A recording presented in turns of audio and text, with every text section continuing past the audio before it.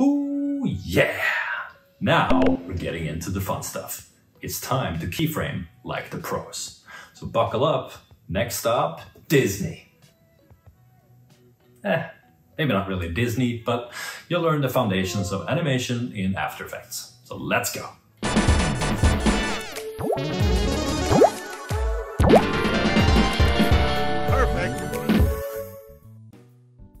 So before we get into animating in After Effects, let's talk animation in general. And there's this really great thing called the 12 principles of animation. These 12 principles were made up a long time ago by the original Disney animators. You may have heard of the 9 Old Men. So what you're seeing on screen right now is a snippet of a great video that somebody else made. I didn't make that one myself, so I'll just put a link in the description and then you can go off and watch that on your own. We have our rectangle in place, we're ready to set some keyframes. Inside of the rectangle path, you have size, position, and roundness. But it's not really the position for the rectangle itself that I'm interested in animating right now. I prefer to animate the entire layer. And the way that I do that is in the transform section. So if I open this up, you'll see position again. And this can be a little bit confusing once you're starting out in After Effects, but my general rule of thumb is to try to stick with animating entire layers rather than animating components within a shape layer. That may be a little bit confusing. Again, stick around to the next video in this series. We'll cover much more detail about how shape layers and the design aspect of After Effects works. So what I'll do now is I'll just close up this rectangle one so I don't have to worry about it, and I'll set a keyframe for the word position. But before we move on and start setting other keyframes, there's actually a secret little button inside of After Effects that is very, very, very important to keep track of. And why this button is not on by default, I really don't know, because it should be, but I will show you that secret little button right now. So what you want to do is you want to go up to After Effects Preferences, General, and here you have a bunch of settings. And the one that you really want to care about right now is the one called Default Spatial Interpolation to Linear. Why you want to turn that button on is a little bit too complex to cover in this introduction to After Effects. I will be covering that in a separate video, so make sure you subscribe and get all of the technical details for why this button is so very, very, very important. With that out of the way, let's set some keyframes. So we already have one in place for the very start of the composition. And let's just move ahead to 2 seconds. And I will just take my position X value and drag that over to the right.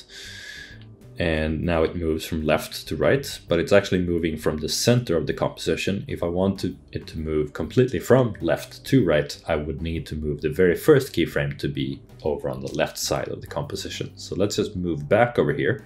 Make sure that your time indicator is standing on that keyframe, and now I can change that value to move that keyframe over on the left.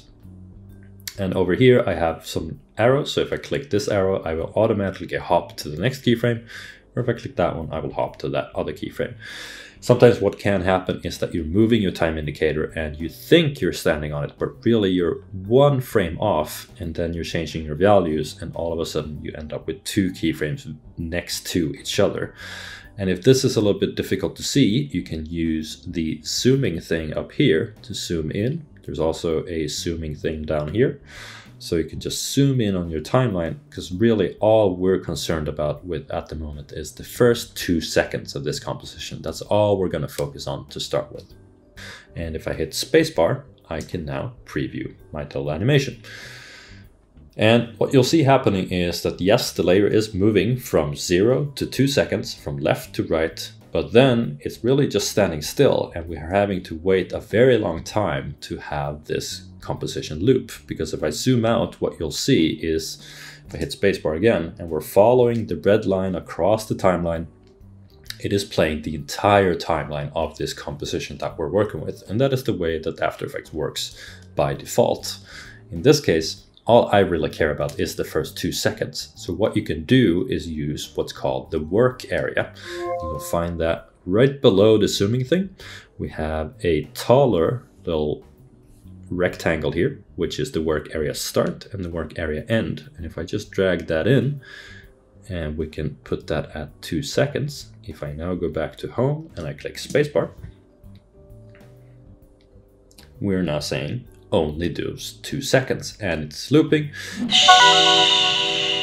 Now, at this stage, before we start massaging the keyframes and using the graph editor to make this animation look a little bit better, we're actually already starting to get into some handy keyboard shortcuts. And one of them is for the work area. So if I go to over here at 1 second and I click B, I'm going to move the beginning of my work area. And if I go over here and hit N, I'm going to move the end of my work area.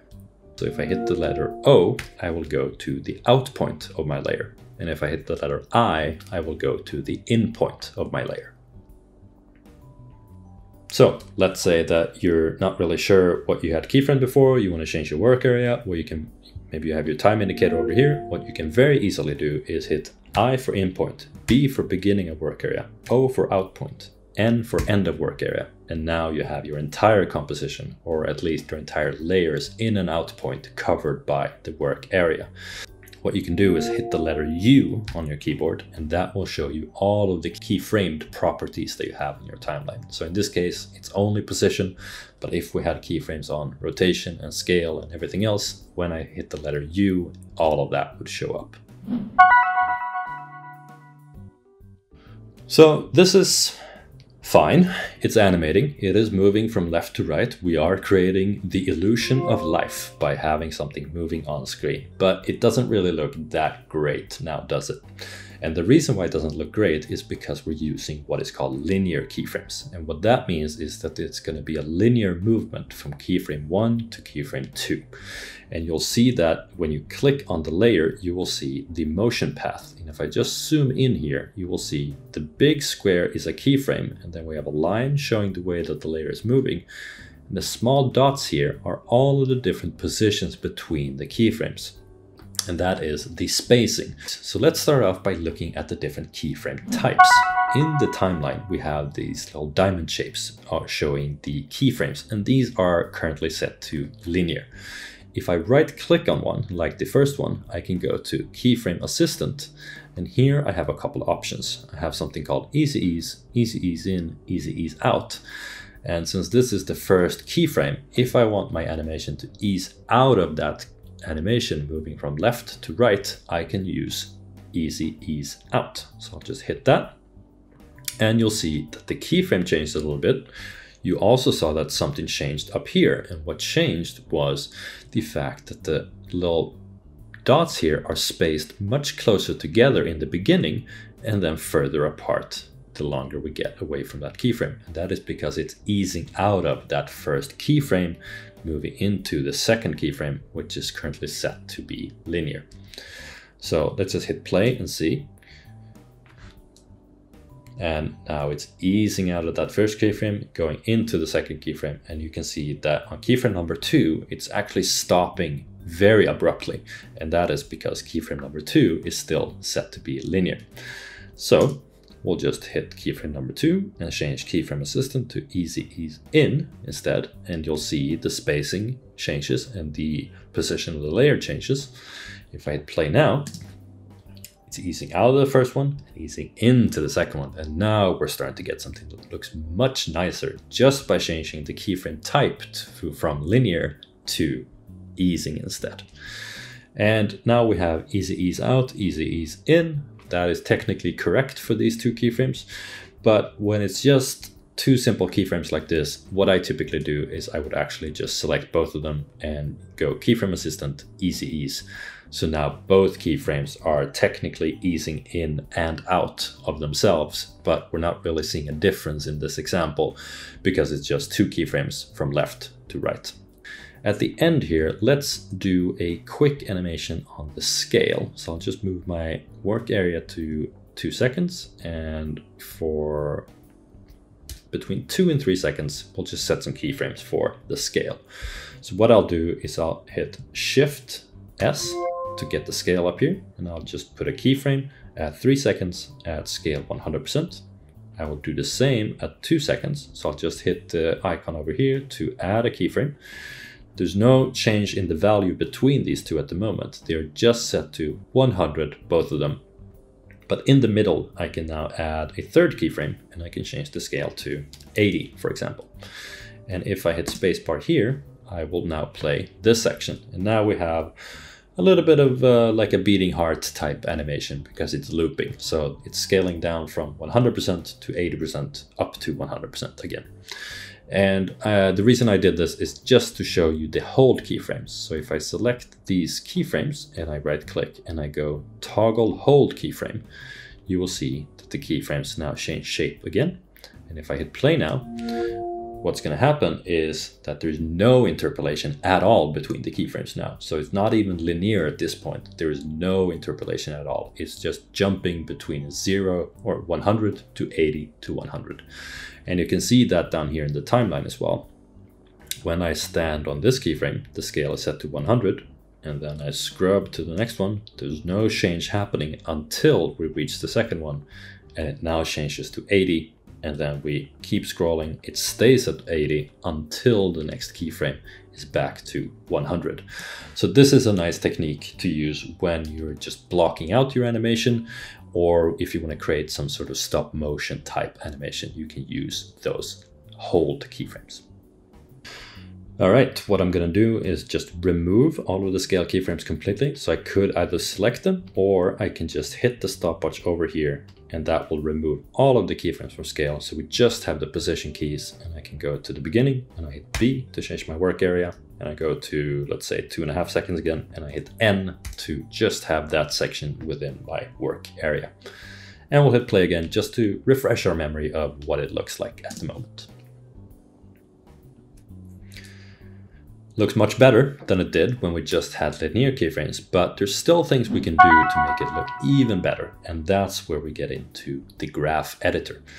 So what I'll do is I will highlight the word position. That automatically selects all of my keyframes for position. And I will hit this button up here, which is the graph editor. And now you'll see that the timeline changes. So I'm not seeing my layer and my keyframes anymore, but I'm seeing a graph instead. And if yours doesn't look like this, that may be because down here in the eyeball, or sorry, the icon next to it, you can change between the speed graph or the value graph. So if I change it to the value graph, this might be what you're seeing in your timeline. Both of them work, both of them make sense depending on what you want to do. I typically tend to use the speed graph more than the value graph because I think it's a little bit easier to wrap your head around how that one works. But really what both of them are doing is showing you a graph that indicates the movement between the keyframes and lets you manipulate that spacing and movement between the keyframes. So what we'll do is we'll just go down here and switch back to the speed graph again. So we have our two keyframes, and you can see those down here, keyframe number 1, keyframe number 2, and between that we have something that looks like a bit of a hill at the moment, and that is showing you that it's easing out of this keyframe and then it's reaching maximum velocity up here, and then it's easing into this keyframe. And what you can do is you can just select a keyframe and then you get these Bezier handles. If I just drag on that one, you will see that both the graph curve changes, and you'll see up here that the layer actually changes its position as well. And the reason why it's doing that is because the spacing between these two keyframes are changing according to the changes that I'm making to the graph. So if I zoom in here again, you'll see the spacing between these tiny little dots is actually changing when I'm changing the way that this curve looks. So if I just drag on these handles, I'm making that easing in and out more extreme than it was before. So if I hit play now, you will see that it's now moving in a nicer way, or at least a different way than it did before. And because we're working in 24 frames per second, it may look a little bit laggy. So I'm just going to go to composition settings and I'll change my frame rate from 24 to 60 frames per second instead. So if I play now, nothing has changed on the animation, but my composition is now in 60 frames per second instead of 24 frames per second, and that makes it look smoother because there's more frames to display what's happening. So we have linear at the top, easy ease in the middle, and then our custom easing graph on the third one. And if I hit play now, what you'll see is that the animation from 0 to 2 seconds, those keyframes don't change. They're still 0 and 1 and 2 seconds, but what's happening between those two keyframes is very different in these three examples. And these are the things that really differentiate a simple, basic, default looking animation from a more polished one, where you really go into the graph editor and spend a lot of time tweaking those curves and fixing things and making things look nice.